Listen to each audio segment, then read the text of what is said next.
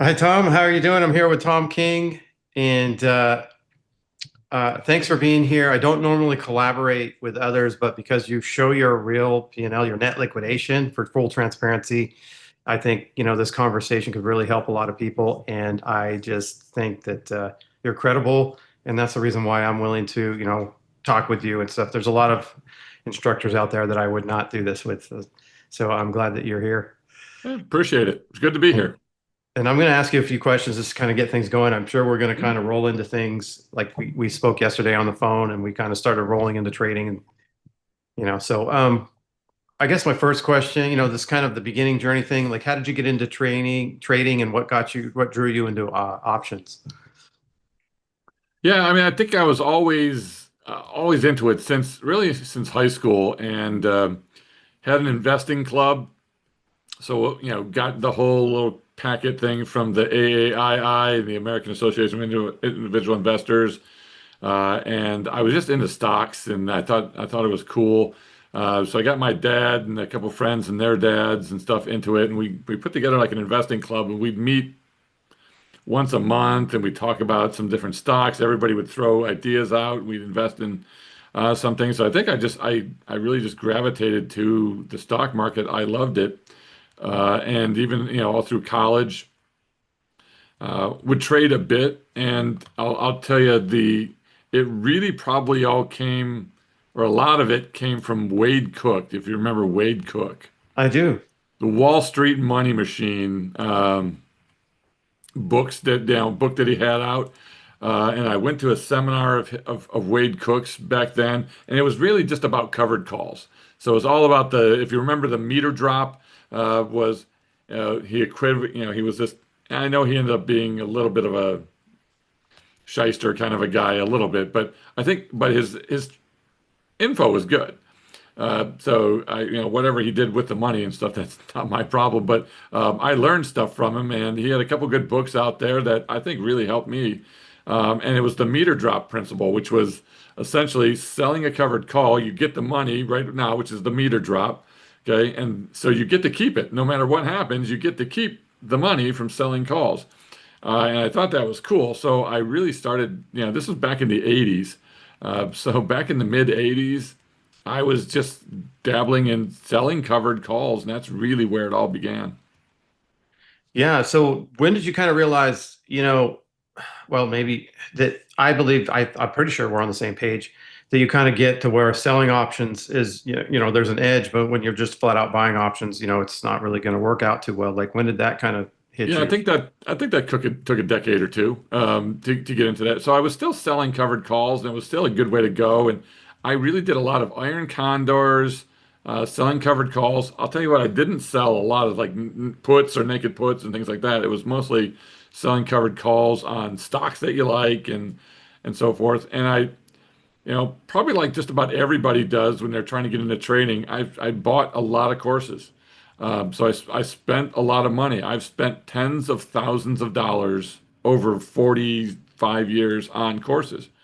In fact, I spent something a couple weeks ago just to learn something. I spent another 3 grand or something on a course just to, if I get one takeaway Yeah. that makes me better, I'm okay with it. So, but I tried buying calls. I was just never good at it. I could make money and then I would lose it all, and then could make money and lose it all, and I just wasn't good enough at not necessarily day trading, but just swing trading was just hard uh, for me to It's like be consistent. the directional aspect of it. And then of course when you buy options, now your directional aspect has to happen right away. The move has to be fast enough or big enough for you to take advantage of that leverage.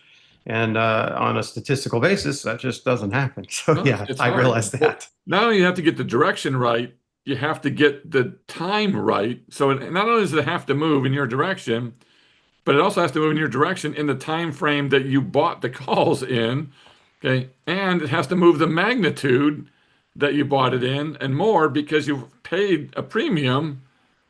So it's got to beat that premium and you've got to beat the time. It's just difficult, and it just makes the most sense to me is just to sell premium and be consistent. And I think from a mental standpoint, I just like to win. So I think if I can give myself a 70, 80, 90% win rate, I just like the fact that I'm winning 70, 80, 90% of the time. I get that there's people out there that can, let your winners run and 40% win rates, but I got a 1,000 point, 1,000% increase. Good for you. That's great. And then you lose. I just don't think I can lose 6 out of 10 trades even if I was still a winner. I think that's just not me. So you got to find what meshes with your lifestyle and your mindset, and that's just not me. Yeah, I agree. Well, I kind of agree, but then also have my own philosophy about that, which is kind of more like you have a statistical approach, you have strict rules, you can back Mhm. test it, you can prove it, and then you put your money into it. So it's a little different for me. Like that kind of goes away from the philosophy of whatever works for you kind of philosophy, and more of my philosophy is a little different. It's like, well, what works for me is something that's already been proven, back tested, Mhm. statistically, ready to go.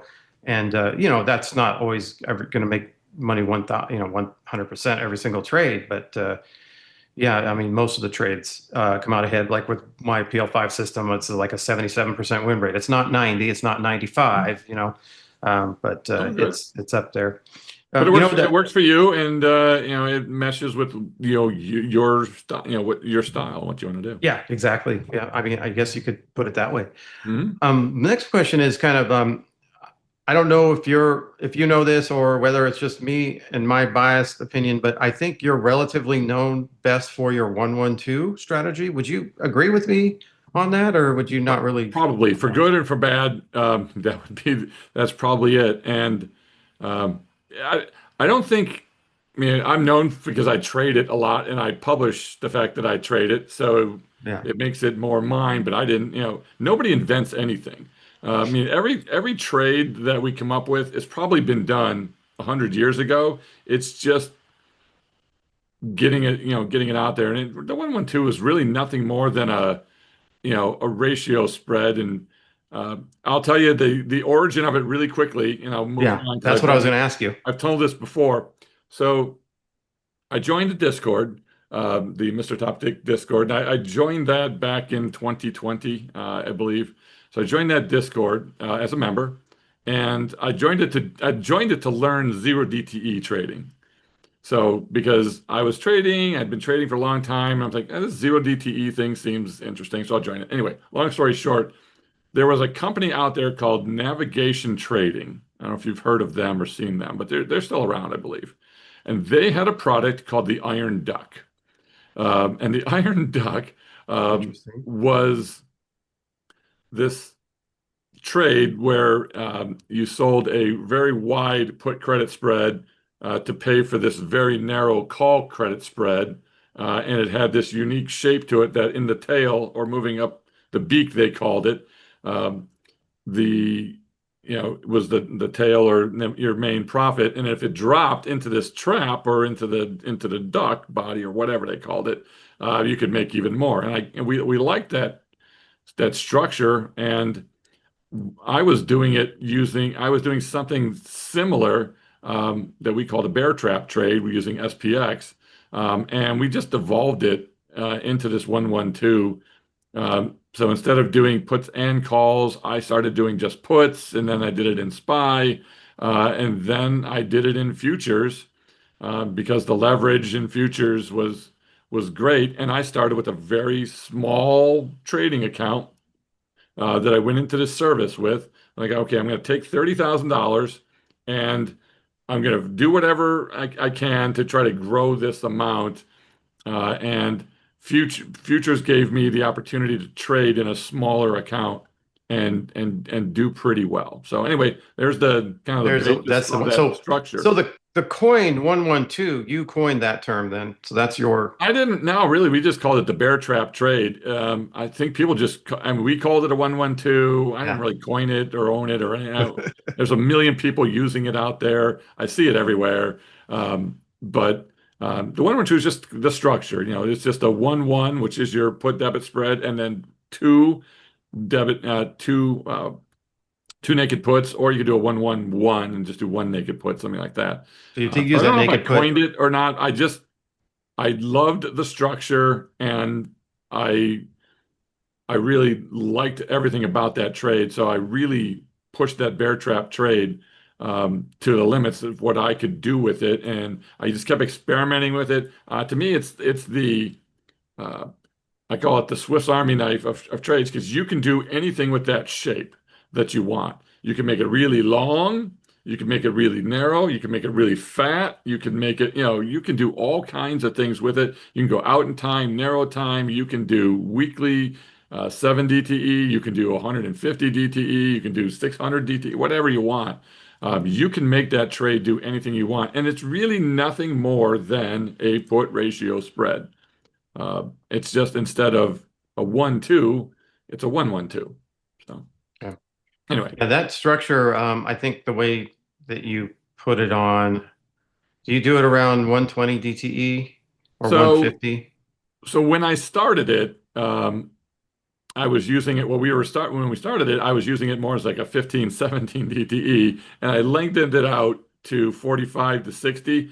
And in 2022, I traded the daylights out of it. I mean, in 2022, I was just doing it at 60 DTE, put it on, take it off at expiration, put it on. I wasn't adjusting it, I wasn't doing anything. I was just put it on, take it off, put it on, take it off. It worked fantastic in 2022, which is a down year. And I figured, if this thing works this good, I think I had 82% that year return on my account, and which was phenomenal. We hit that trap in there like 56% of the time. I thought, hey, if this thing works in a down market, it's really going to do well in an up market. Uh, so I started lengthening it out to 120 days, uh, and that worked fantastic until it didn't. So it worked fantastic until August of last year. And then the reason it didn't fare as well was because at 120 days, and if you're putting this on fairly regularly, you're going to have a bunch on. So you're just laddering up. And as you know, quantity can matter Yeah. when Vegas strikes you. And, took some losses there. But so I adjusted it a bit. So now I sell the naked puts at 60 DTE, and the put debit spreads are out around 150 DTE. So the naked puts come off in 30 to 45 days. They're gone. And I'm left with all of these 100 wide put debit spreads, and I've got 10, 12 of these things sitting there. So if the market does So, drop or something, we've got plenty of little opportunities to make money um, if the so market based on a drops. campaign style, you're making it to where you're keeping your put debit spreads on longer. So they're over time, if you can build up that wall, You've got a wall then of put then debit spreads. you're doing pretty well. The other thing is you're saying you're selling the 60 to finance the 150s.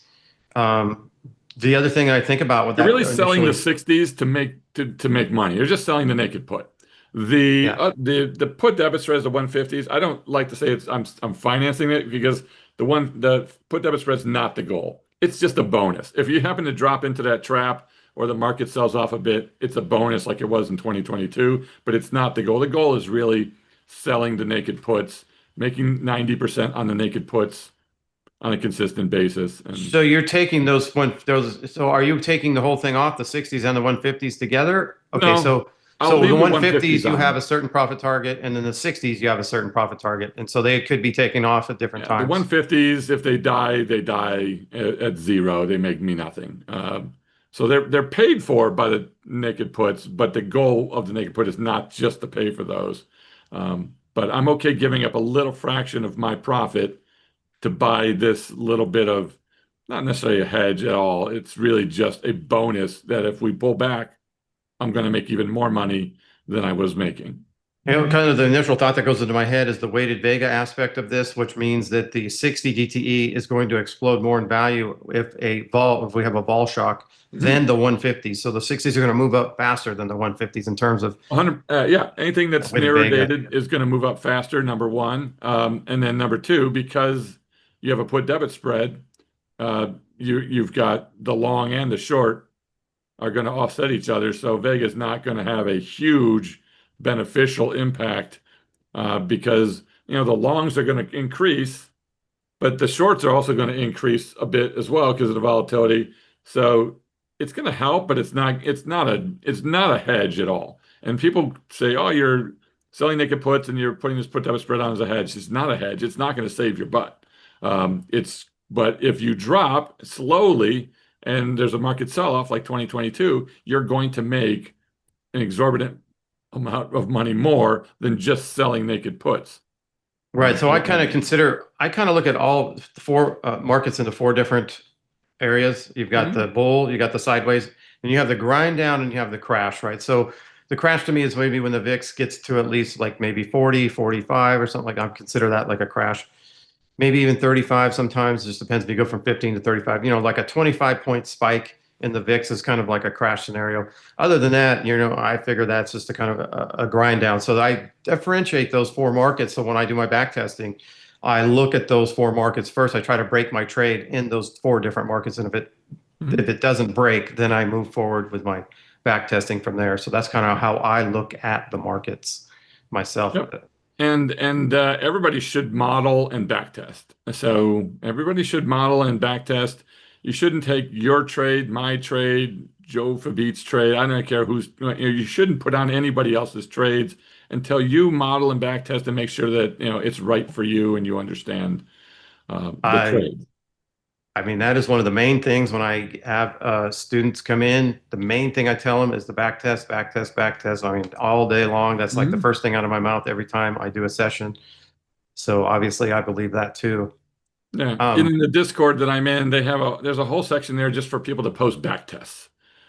So we encourage people to just back test. I posted every trade that I make is in the back test, and whether it be Strangles or uh, I have a couple other trades that I do that are kind of mechanical style trades, and I just play with back tests, in all kinds of different markets and lengths of time to see, well, what would have happened back in 2008, 2018, or 2000, 20, 19, whatever with COVID. Down a slow down market like 2022, an up market like 24. How does that thing work over the last 10, 15 years or so? And I keep playing with different, what if I put it on weekly, monthly? What day of the week seems to work best? What delta, what profit target, what stop loss should I use? And I just keep playing with the different variables, and you can geek out on that stuff pretty good. And I just come up with what works for me. And I don't want to day trade, and I don't want to have to stare at a screen for 10 hours a day. I don't like to do that. So as long as I can trade it within a half an hour to an hour a day, maybe of time, that's fine. But put in a couple weeks of back testing before you do it, and doesn't mean it's going to work that way. Okay, everybody's got a plan until they get punched in the face. Um, yeah, they said that's Mike that's a, Tyson, but until it's all good. You can try to plan, but you can't plan for every eventuality. 2024 August, that was something unusual that you don't normally see. You don't see a spike to that magnitude, and you don't backtest that. yeah. It's not So something that you because see. that thing was like a 3% down move and like a spike from the VIX from like 18 to like or 20 to 60. like 60, and it's like Yeah. that's pretty rare. In like a day or like a couple days. You saw it coming on Friday, Yeah. and some people started to lighten up. I actually got out of a few things on Friday, and then things got ugly on Sunday night. And the worst thing for most people, if they were doing that style trade, was the bid ask was so doggone wide, and people were getting out. If you had just waited till the next morning, it was much more normalized. You still would have taken losses, but you would have probably taken a half the loss. Yeah, so that goes to one of my philosophy, one of my 12 principles, and one of my 12 principles is to be trading a single ticket order that has everything combined into one. Because in that scenario, I was able to get out, and my portfolio went up by 8%. My total portfolio went up by 8% that one day because if I didn't, so I was able to capitalize on a hedge that I already have on, right? So it's like my system is already hedged. I don't hedge later. And the way that I was able to take that off was because I had a single ticket order. Now, if I had to leg in and out, I probably would not have made money on that day at all. I would have probably got beat up pretty good because that happened to me in 2018 where I had the hedge and it was activating and my portfolio was up and I'm like, okay, good, let's get out of here. And I was legging in and out. By the time I got out, I was up about don't quote me on these numbers, but I was up about $80,000 when I looked at the screen. And by the time I got out, by half an hour, 40 minutes later of legging in and out, I was down 100. It was like I was down like 80,000. That was like 140 or $150,000 swing. And it was because I didn't have single ticket orders. If I had single ticket order, I could have taken those profits. So that's just one of my kind of philosophies to help with that kind of that bid ask spread that just kills you in a crash and you can't move. You're stuck. And so I just Right. figured, I just learned that That lesson was the and made killer that for part of that my was the deal. killer for most people. It wasn't the VIX going to 60. It didn't help, but it wasn't the worst. The worst thing was the wide bid-ask spreads Yeah. in the after hours, and everybody panicked on that Sunday night. And then by the Monday morning when the market opened, yeah, it was down, but it was nowhere near that crazy. And there's some people did nothing, and it ended up closing nothing for a loss because within 1 day later Yeah. it was all back to normal again. And boom, it was over that That quickly. thing recovered So, and quickly. what was bad too was that I did have hedges on, so I did make some money on hedges, but I didn't close the hedges.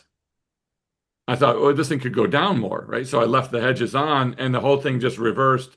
The vol, all the vol just came out of the whole thing, and I still closed the hedges, but nowhere near. The hedges were doing phenomenal on Sunday night and Monday morning, but I didn't close them. I ended up closing them. And if I'm looking, I closed them on the 5th and the 6th.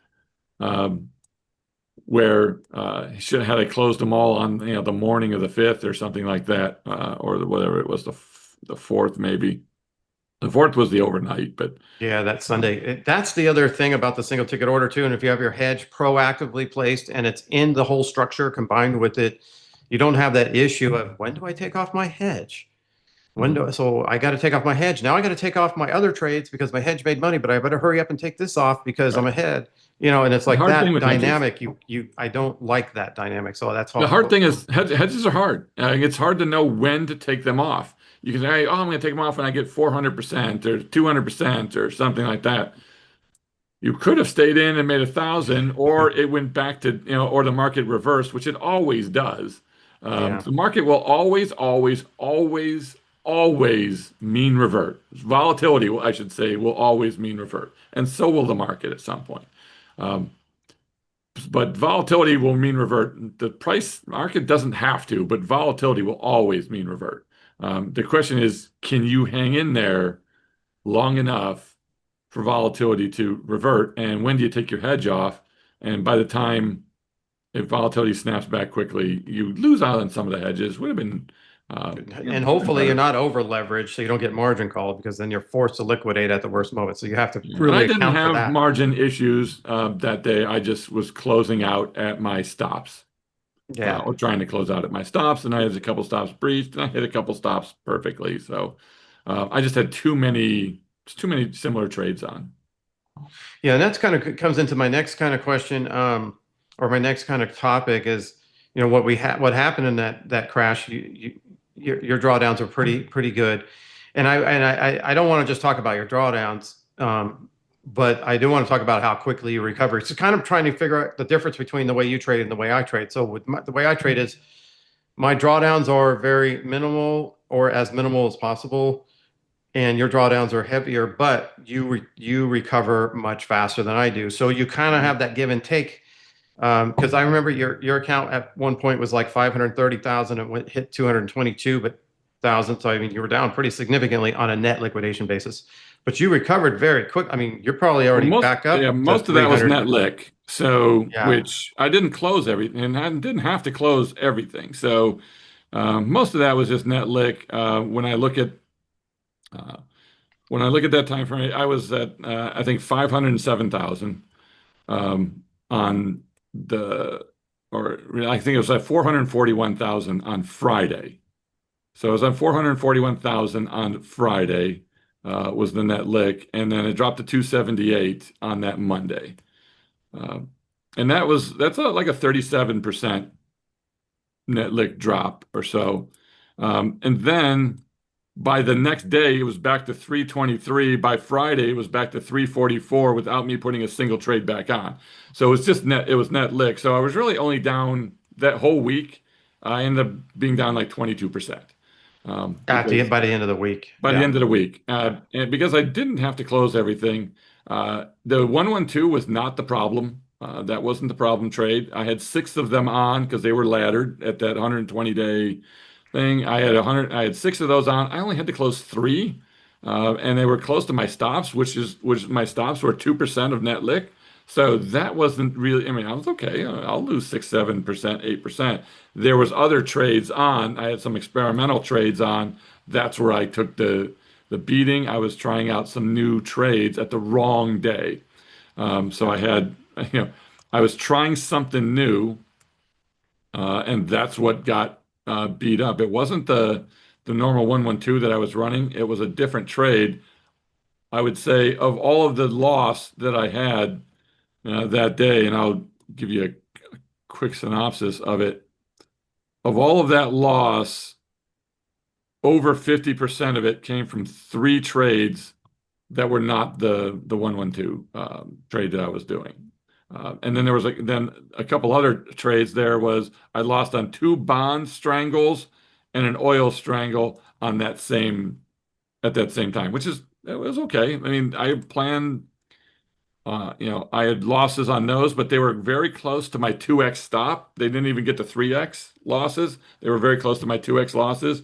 It's just I lost them all on that same day. So between the strangles and the experimental trades, three experimental trades that I had on, of that loss, that was 75% of it. It was not the 112 trade. That wasn't the problem. However, it was enough for me to rework the trade.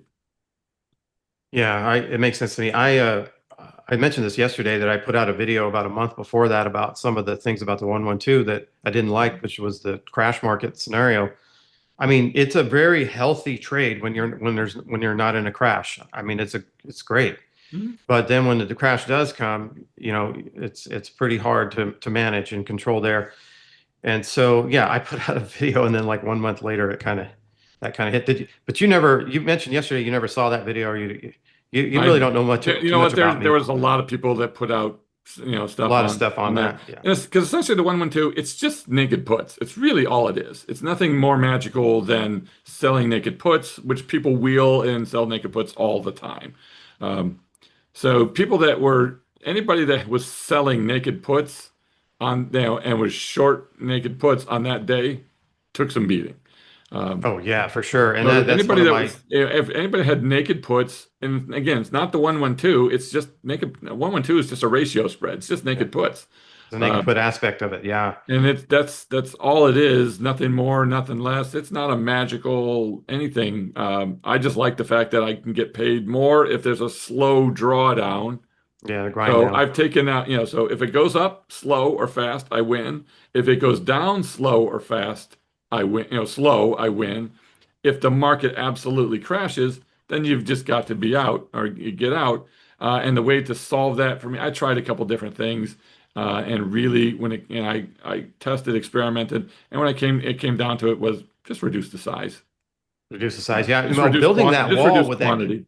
building the wall with the campaign style trade might be something to think about rather than taking your profits.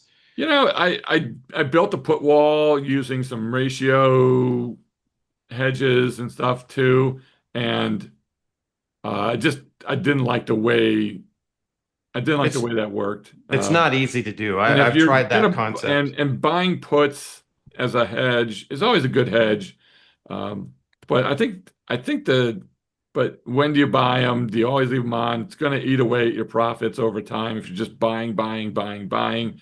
The whole ratio thing of hey, I'll buy five, I'll sell three to pay for it and all of that, and then I'll build this wall. That doesn't really do a whole lot either. I've really looked at that really hard. I've back tested different scenarios, And I just haven't been able to haven't been able to Yeah, find a way to build that without costing money. It just costs money to do it. it just That's the way costs I figured. money to do it. And to me, it was just simpler to, okay, the only problem that day was I had six, I lost three. Okay, so now I only have three at any given time, and it's half the size. Yes. So instead of having three tranches of six naked puts or four naked puts each, which is like 12, okay, I only have three tranches of two naked puts, which is only, I have half the size on. And sometimes I don't, because it's 60 days. And if the market's going up, I'm out in 30. So I might only have two on with two naked, I might only have four naked puts at a point in time. So it's not really a big thing. So, Yeah. I just reduce the quantity. Another one of my principles is to not have it naked puts. So we have a different philosophy about Right. that. And one of the things I talk about a lot is that during the COVID crash, that the $1 SPX put that was worth $1 went up to, at one point during the crash, went up to $90. So I don't want to be selling those. I do want to own those kind of things. So that's one of the things I do. It's kind of like that hard part about, yes, you sell premium, but how hedged are you in order to protect yourself in a crash? Because I want to be protected in a crash. So I have to sell enough premium to be profitable when there's not a crash, but I also want to buy enough protection to be profitable when there is a crash. Mhm. So the returns that I have aren't, the fancy returns that everyone sees, 15 to 25% approximately, depending on what year it is my normal. But I'm not making that 40% or that 50% or anything like that because I'm paying for a hedge, but I need to make sure that I'm selling enough premium to cover that hedge and give me profits. And so that's kind of where I'm at with that. And I think too, really quickly, I think people also have to differentiate between trading and investing. And I talk about this a lot. Okay. I threw $30,000 into a trading account, and that's what I built up to 500. And then I, gave some back, and now I'm, back above four. So we're cranking away. But that's not my retirement plans. That's not my investing accounts. Uh, that's a trading account, and I'm willing to take some risks in there because it's only 20%, maybe. Even that's not even my only trading account. Okay, that was just one trading account I put in for this specific thing, and I've been growing it. I think you got to be just smart with, hey, you shouldn't be putting risky trades on. If you're trying to make more than, I tell people 1.5% a month, okay, decent risk. That's going to give you 18% of the year. You're going to beat nearly every hedge fund out there. Great for investing accounts. Okay. So you're out of the money covered calls, buy the stocks, capital appreciation over time. That I think covered call strategies are great. Poor man's covered calls, any of those types of things. I think those are great. Okay. Done in like an investing account or something. I don't actually own any stocks anywhere. Even in my investing in my IRAs, I don't own stocks. But I'm not selling a bunch of naked puts either. I'm really just owning leaps and selling out of the money covered calls in my investing stuff. In trading accounts, I'm willing, and now I'm shooting for 2 to 3% a month, not 5 to 10, 2 to 3% a month. Well, 3% a month in my opinion, requires decent risk. Mhm. Okay? You have to be willing to risk that money. So you should, if you want to make 3% a month, it shouldn't be your life savings. Okay. It should be your trading account. And I don't want to be flippant. I'm not telling people that I don't care about the money because I don't want to lose money. I hate losing money. I don't like to lose anything. Okay. But it is a trading account, and I'm okay with the risk that I'm taking in that trading account because my goal is just to grow that thing at a faster than normal rate. But my retirement is already over here set, and it's rocking and rolling, and I don't have to touch it. I don't have to do anything with it. I have multiple other accounts that you trade. So I think you have to differentiate between trading and investing. And to me, it's either 80-20 trading and investing, or it's 70-30 trading and investing, with 30 or 20% of all of your net worth only in the trading accounts, and then be looking for 1.5%, 2% a month maximum maybe in an investing account. Can you beat that? People can beat it all day long. Okay, people can do the wheel. Okay, I'm not doing the wheel in my retirement account. I'm not wheeling. I'm not wheeling nothing. I hate most stocks. I mean, I hate almost every stock out there. I'll play some opportunities and take some of the higher quality ones. But anyway, I just want to bring that up because I think it's important to understand that, you know, Bucket your money, if separate you your money. lose, if I lose on the trading account, it's I don't like to lose. I'm not saying don't. It doesn't. It sucks and nobody wants to lose. But I was back on the wheel, not the wheel trade, but I was back trading with within a day of that, and I had great volatility. So I was selling Strangles again, and I was right back into it, sticking with the plan. I just modified the one. I stuck off the 112 for a couple of weeks and months until I really honed it in. But I kept trading because I think the key to trading is consistency, and I think you have to stay consistent. And if you find trades that work for you, I think you need to stay consistent on it. I'm not a giant advocate of Tasty Trade and some of the things that they do. I've lost plenty of money trying to follow some of those principles, but I do like the trade often, mantra. I think trade often if you're going to trade and stay consistent in the game, and then exit early, have your stops, have a trade plan in place, things like that. So there's a couple things that you brought up. Number one, you talked about trading often and putting on a bunch of trades. I'll talk about that right now. I'm a little. I believe that if you want to scale something, you need to get rid of the complexity. So if you have multiple positions on, it's really difficult. It's most of the time it's not difficult, but when the market crashes, I guess we keep coming back to that because that seems to be the thing that where we differentiate. It's really difficult to deal with, 15 or 20 different positions on during that time frame if you're trying to take stop losses or if you're trying to deal with that layered portfolio. I feel like that complexity is difficult to manage and difficult to scale. And then the second thing was you mentioned talking about the accounts and you need to separate your accounts out. And so my philosophy is with the trade that I do with most of my money, which is an options trade, it is actually more conservative when the S&P than the S&P. So it draws down less than the S&P. So I actually have a lot of my net worth or my liquid net worth in that, and I'm okay with that. And I feel more comfortable doing that than I would actually just going long the S&P 500 because I've seen those 35% drawdowns. I've seen the lost decade. I've seen the 2008s. I don't want my money going there. I'd rather have a system that I put together that I know how to manage and keep it conservative and keep my drawdowns lower. Even though it is options, and how often do you use options to actually lower your risk and have a portfolio with less volatility? That's kind of rare. People don't really talk about that, but that's basically what I do.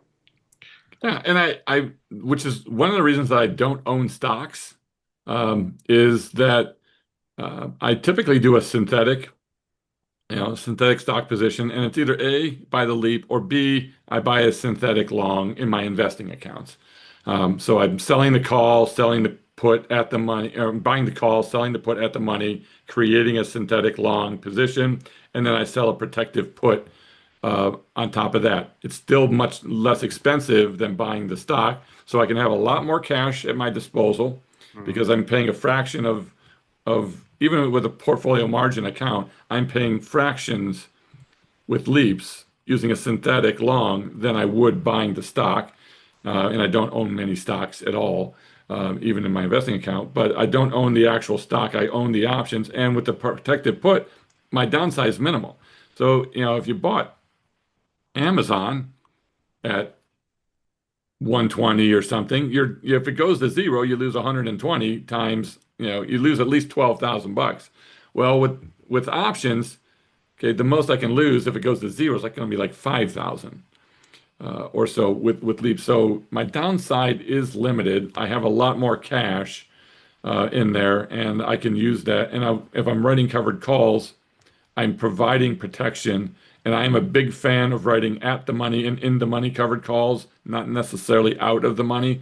So I'm basically buying, I'm selling protection every week or every month on the piece because I'm just shooting mainly for the extrinsic value of that. And if the underlying, if you buy quality underlyings and it slowly goes up over time, if it doesn't go up over time, it's okay. I'm still generating extrinsic monthly or weekly. And if I'm selling in the money, I'm buying protection if it goes down. So I'm kind of similar. It's just a different strategy. But that's why I don't A, buy a lot of stocks, and B, I don't mind just doing indexes uh, in the markets using options.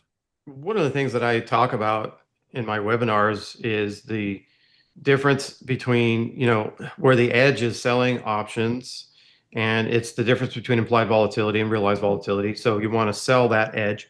And I believe the best way to sell that edge is to get neutral, not just delta neutral, but gamma neutral, because you want to not, because if you're using, I guess, what I would call less sophisticated trading structures, like the normal ones that you see on Tasty Trade all the time, direction will overpower the edge. So like you're trying to capture this edge, but the market move, your stock moves 1% and you're trying to make $10 and your market and it moves 1% and you're down $100, so it's like those structures to me are just not that efficient in terms of, the edge of capturing the premium versus the directional move just overpowers it all the time. So that's kind of my philosophy and thought process after, trading for 30 years. Mhm. That's the way I look at the more simplistic, the more common, the iron condors, the spreads, the butterflies, the normal common trade structures. That's kind of my takeaway on them, most of them. Yeah, and I'm a pretty, directionally neutral guy for the most part. So a 112, that's not all the trades I do. It's just a piece of it. It's only a portion of the account. But those trades are positive delta when you start, but as they go, they become actually delta neutral trades. Your delta actually starts to drop on that trade the more it ages. My delta is around zero point 0.1 to 0.15% of my net lick. So Yes, you keep it neutral too. I'm You're also talking very about, neutral. I do have strangles. I do have 112s, and I do sell in the money poor man covered calls essentially. All of those are pretty delta neutral trades that if the market goes up crazy or down crazy, and I'm fine with it not doing a whole lot of anything. yeah, I just that's wanted to say yeah, that. I had a thought on the tip of my tongue and I forgot what I was going to say. So that happens. All right. So let's get into the transparency aspect of things. I mean, I don't know how much you know about me or my channel, but I don't, I have an issue with people that sell courses that aren't transparent about their actual P&L. And I talk about that a lot. And you seem to just stay in your lane. You don't talk about other traders or anything like that, which is fine. That's a great philosophy. Right. Well, that's safer philosophy, by the way. But yeah, but you decided to show your net lick. I mean, what, how, why? I mean, you're like, it's only a couple of us out there doing this. So a couple reasons. So number one, I don't know when I actually went on YouTube, but I 2023, maybe somewhere in there. yeah, probably 2023. I should have done it in 2022 when I made 82%, and I would have had twice as many viewers. Yeah. But I I don't care about making any money on YouTube. So you don't make any money on YouTube. You got to have like 100,000 people or something Yeah. to make any money. So you don't make any money on YouTube with, I have 17,000. I think you have like 25,000. Yeah, I don't make So, anything from the so, advertisements on YouTube. it I doesn't, turn the advertisements off because it's like yeah, not even worth it. right. It's really not worth it, to be honest. I probably should do the same. It's probably irritating for people to watch ads. I just use it as a little side income, but it's a couple $100 a month or some Yeah. some stupid amount. So it's just a waste of. So the goal was to, hey, the reason I joined this Discord as just a paying member initially was I'm going to post my trades. I want to learn something. So I'm doing well. My trading's good. I've stockpiled a bunch of money in investments. I'm doing well. I've been doing it for 40 years, and I'm doing well. I want to learn more. Okay, I love to learn something. Okay, I want to learn and I want to get better. And I coach things for a living, whether it's sports or I coach companies on process improvement. So my whole mindset is all about growth and getting better. I don't want to stagnate out there. So long story short, I just wanted to just post my journey. So here's my journey. I'm going to start with this $30,000 amount. I'm going to jump into this Discord. And then I started posting my trades in this Discord as just a member because they allow member trades to be posted. So it wasn't just like join and get a bunch of alerts. It was, hey, everybody's posting their trades and there's some great ideas. But I've always been of the philosophy that if you're the smartest person in the room, you're in the wrong room. And then my second philosophy is I think you got to trade with people in a group. Okay. I think trading alone, A, is lonely, and B, you don't learn anything when you're by yourself. So I wanted to post my trades and get feedback from people. And yeah, people are like, what'd you do that for? Why'd you do this? And what'd you do that? And whatever. Okay. If you're willing, and then I'm like, okay, I'm going to do this on YouTube and I'm going to open myself up to critiques. And there's plenty of critiques out there. Okay. There's critics everywhere. There's haters everywhere. Most of the people that, no, this is a dumb idea. You're going to blow your money. You're going to do all this. You're going to do all that. Well, I haven't. I've got plenty and I'm doing fine. But none of those people, A, trade online and none of them show anything. But yeah, they just like to sit back and criticize, and it's fine. But if people give me constructive questions like, well, what do you do when this happens? What do you do when this happens? It has made my trading so much better. Yeah, I lost, a chunk and then I got better and, even from there. But I took 30 and I parlayed it into over 400,000 now since 2021. So it's not bad. Okay. So I'll take a couple losing months. I'll give some money back to learn something great. So I think experience is the best teacher, number one. And number two, I think being transparent and inviting people to ask questions. Okay. If you're going to tell me it sucks and I'm an idiot or whatever, then I'm just, I'll just mute it. I don't really care. Yeah, Or I'll don't ignore respond. you. I don't really care. Just leave it. But if you tell me, hey, what about this? What if I did that? Oh, man, that's a pretty cool little tweak or an idea. Great. It challenging me, I think, makes me better, and that's why I'm in that Discord. So it's not my Discord. Everyone's like, oh, he's just trying to sell. It's not. I'm not selling anything. It's not my Discord. I don't own it. I'm just in there contributing, and I'm posting all of my trades live on YouTube and the internet because I want to get better, frankly. And maybe it's a little bit selfish of everybody's like, well, why do you have a subscription service? I don't. I actually am a member of one. Started as a member. I don't own it, Yeah. right? So, why do you have a subscription? He's just trying to make money. No, I want to make money trading.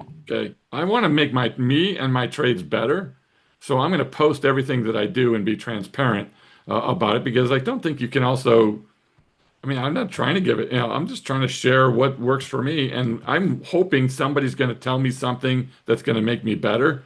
So that's why I do it. That's why I'm in a Discord. I share a lot of info in that Discord. I share all of my trades live, my P&Ls live everywhere. I open myself up to all kinds of things. I think people should be doing that.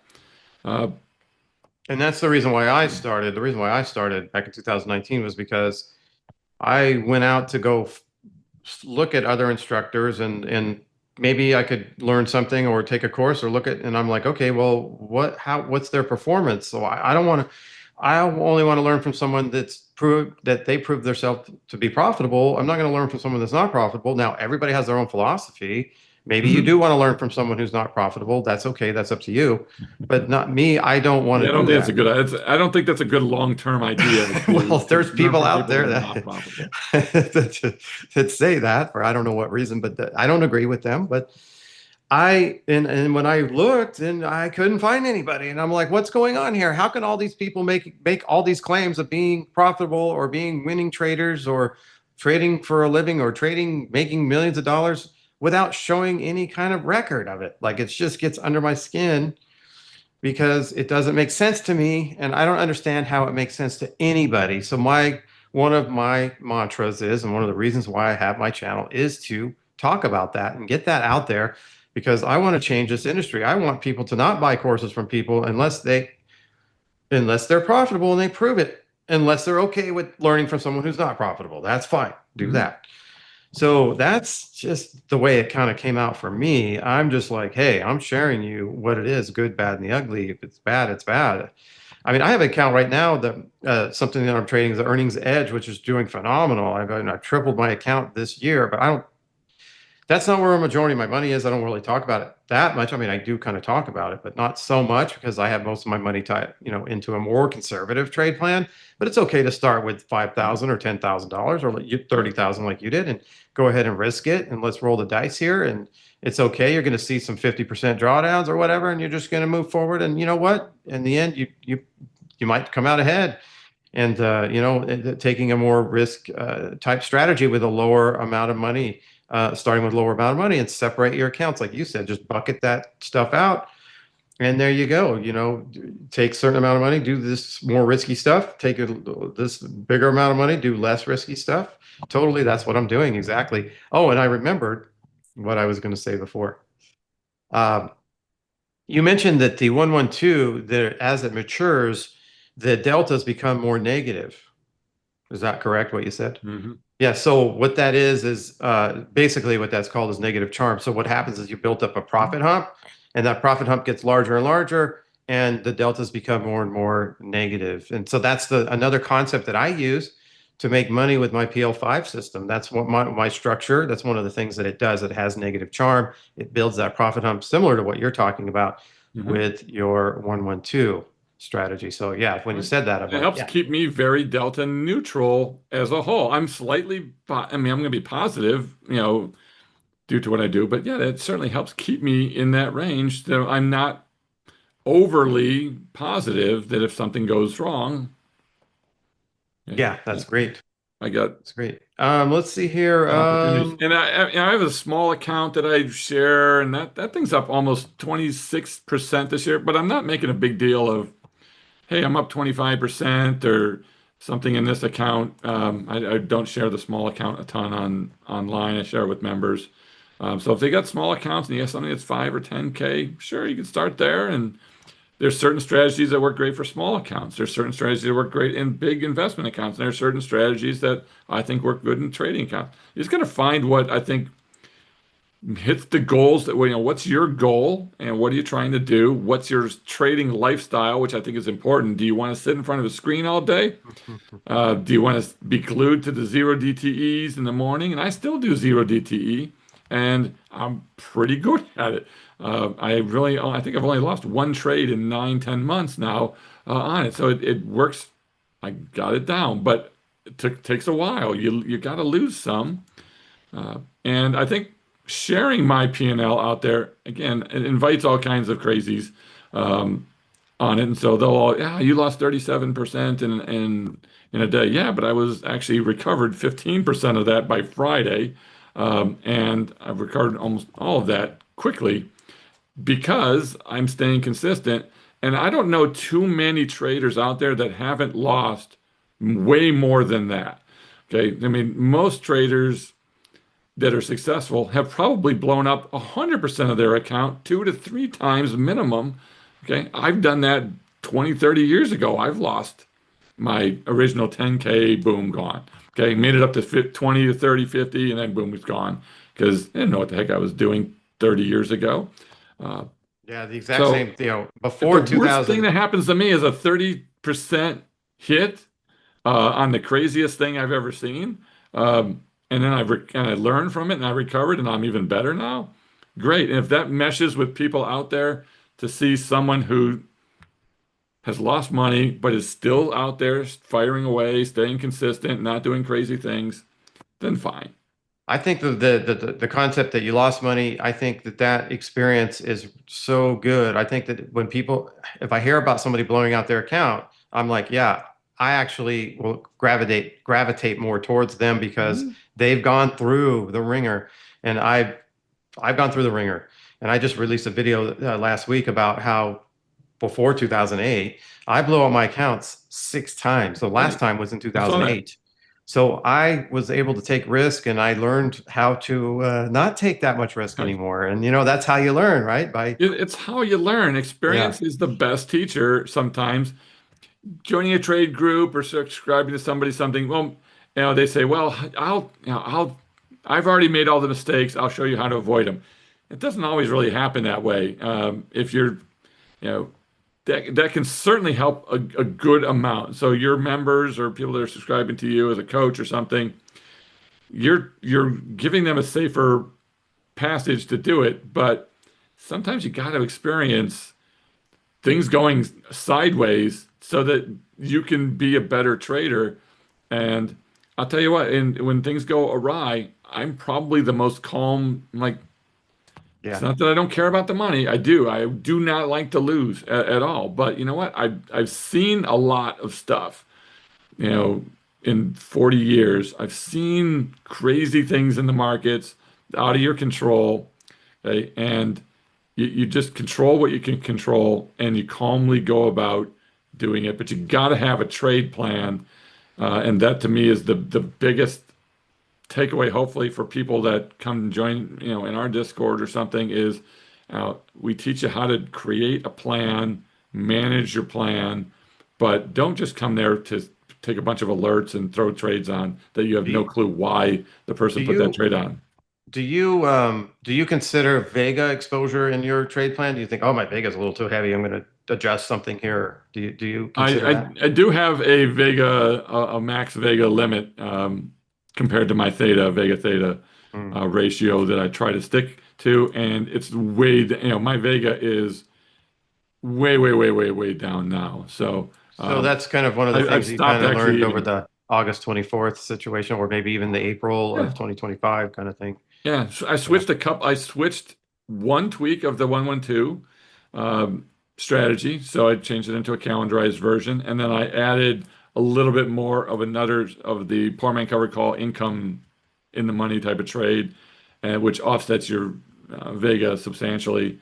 So because of those moves, my Vega is a quarter to a fifth of what it used to be, and it's pretty in line with what way under what I was even looking for. I'm probably 1-to-1 Theta to Vega now, something along those lines. Yeah, I have um, my PL5 trade has negative Vega, but it also, if the market moves enough, it actually, the Vega flips. So we call it a Vega flip because then the hedges start to activate. Hmm. So if it goes enough down, it'll flip that Vega. And so I'm not too afraid of Vega because of that, because I know I have that flip coming if the market moves significantly or the Yeah, volatility rises significantly.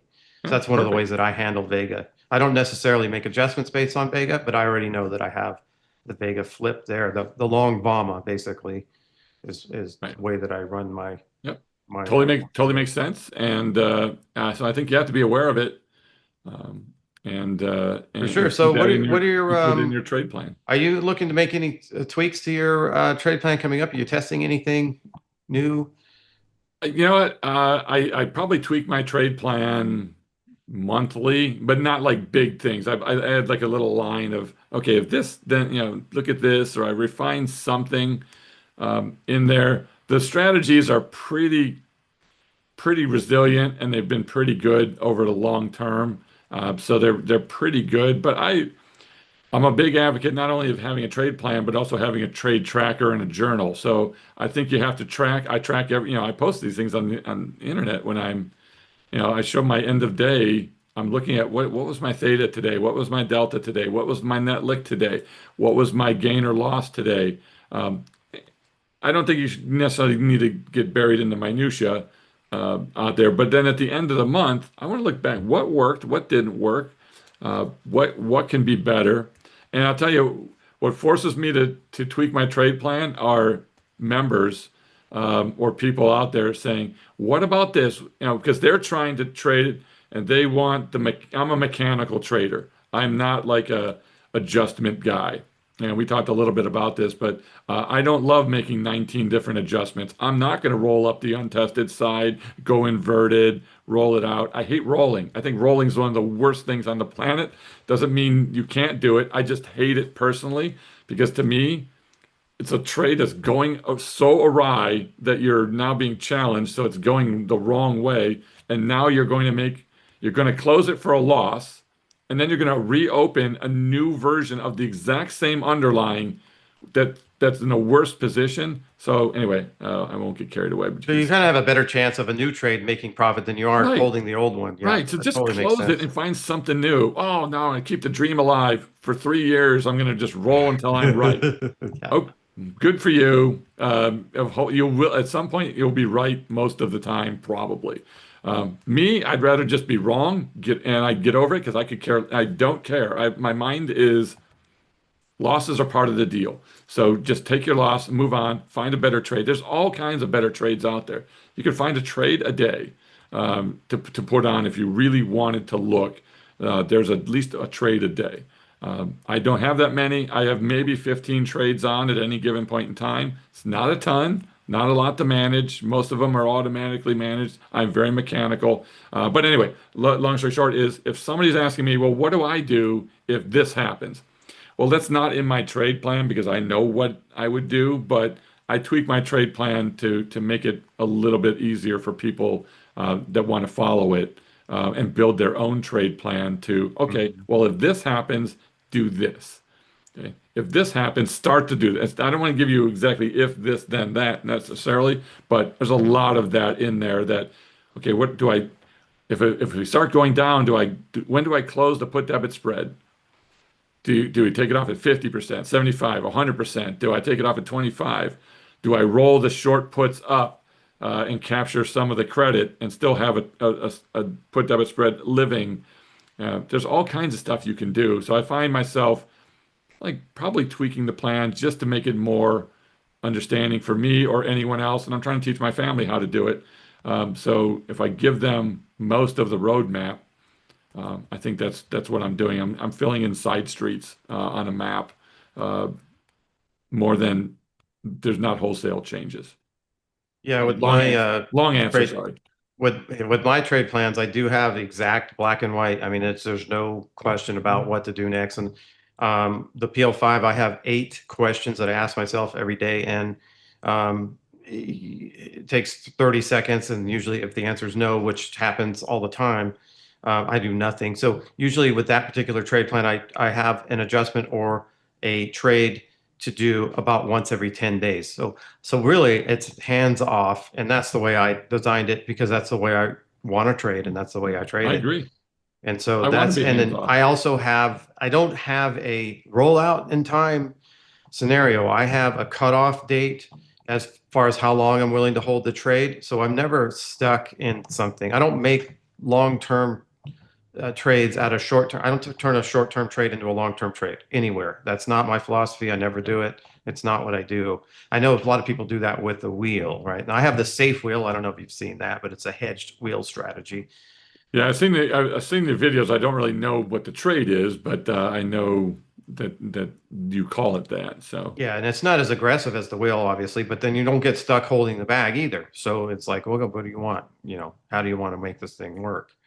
So it's a great trade, and I actually give it away just to help people learn how to trade options at a little bit higher level than just the wheel or maybe just the spread here and there. It's a little more sophisticated. It's got a flow chart and everything, but it's kind of like coming into my world of this rules based, knowing exactly what to do when this happens, kind of thing. And there's nothing kind of left to chance there. It's like all there. There's no and I'm a big rules-based guy. So to me, I'm a mechanical rules-based guy.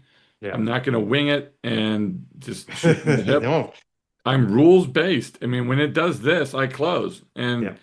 And, when it says take profit, I don't, oh, I could make more. Fear and greed don't enter into anything for me because the rule says stop at Yeah. 2x. Well, if the next day somebody posts, well, we closed with you, but now it reversed. I'm like, yeah, the only reason I would know it reversed is because you posted that it reversed.